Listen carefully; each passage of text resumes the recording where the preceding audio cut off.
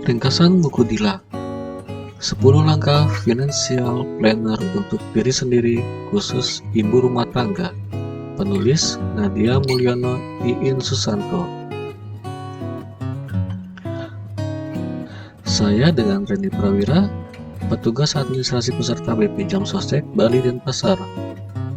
Ringkasan dari judul buku 10 langkah financial planner khusus ibu rumah.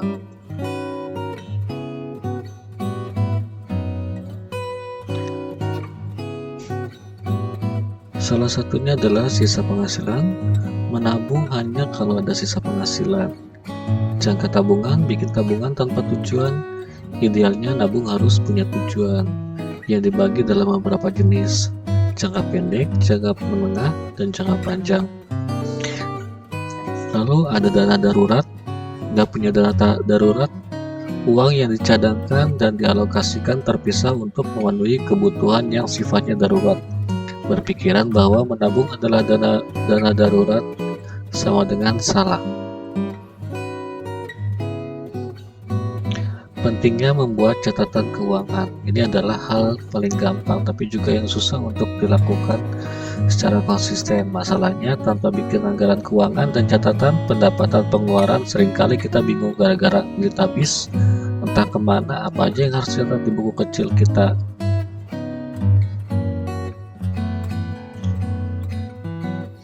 Yang pertama adalah pendapatan, misalnya gaji suami, gaji istri, penghasilan side job, passive income lainnya, dan sebagainya.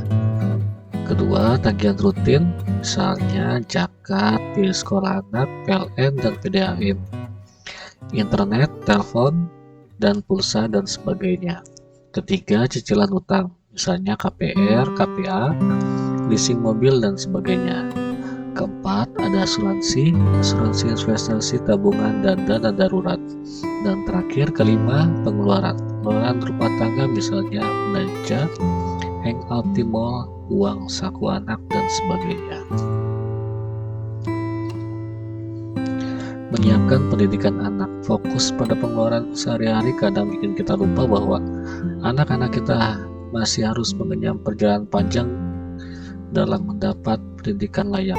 Sebagai orang tua, pastinya kita hanya mau menyekolahkan anak-anak kita di sekolah terbaik, tapi sayangnya kenaikan biaya pendidikan seringkali nggak seimbang dengan laju inflasi, jauh meroket.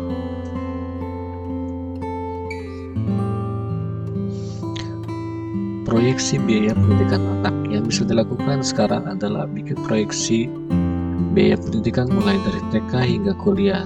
Cari tahu berapa biaya sekolah impian kita sekarang, lalu hitung proyeksi berapa biayanya di 3-15 tahun mendatang. Saat budgeting, jangan hitung biaya sekolahnya aja, tapi tambahkan biaya lain-lain seperti biaya jemputan, catering, ekstrakurikuler, buku, wisuda, outing, dan sebagainya. Yang terpenting, mulai menabung dari sekarang melalui tabungan pendidikan, asuransi pendidikan, reksadana pendidikan, atau tabungan emas.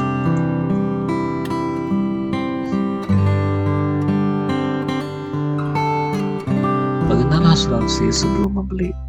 Meskipun ada beberapa produk asuransi yang dijual, tapi secara umum hanya ada 2 produk asuransi yang penting untuk dimiliki oleh keluarga, yaitu asuransi jiwa untuk suami dan asuransi kesehatan untuk istri dan anak, khususnya bagi mereka yang istri dan anaknya nggak ditanggung oleh kantor suami.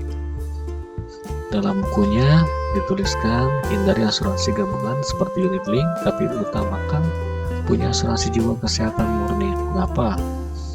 Karena preminya relatif kecil dan proteksinya besar. Kekurangannya, asuransi jenis ini nggak punya nilai investasi, artinya investasinya di instrumen keuangan yang lain saja.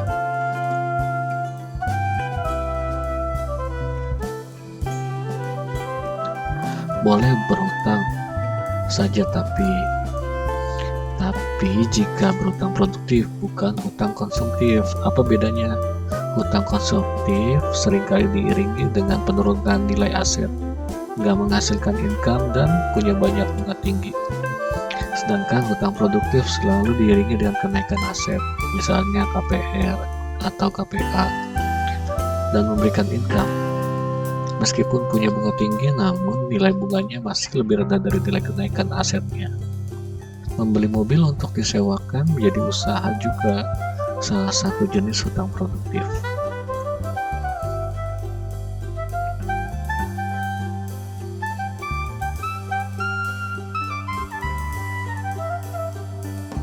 Alokasi pembagian kebutuhan keluarga.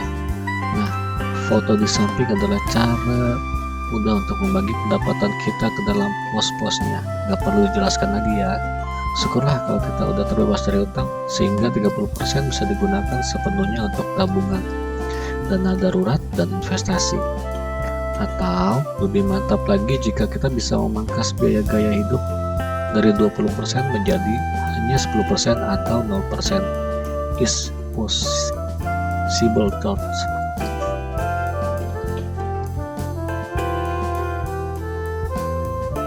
Financial planner.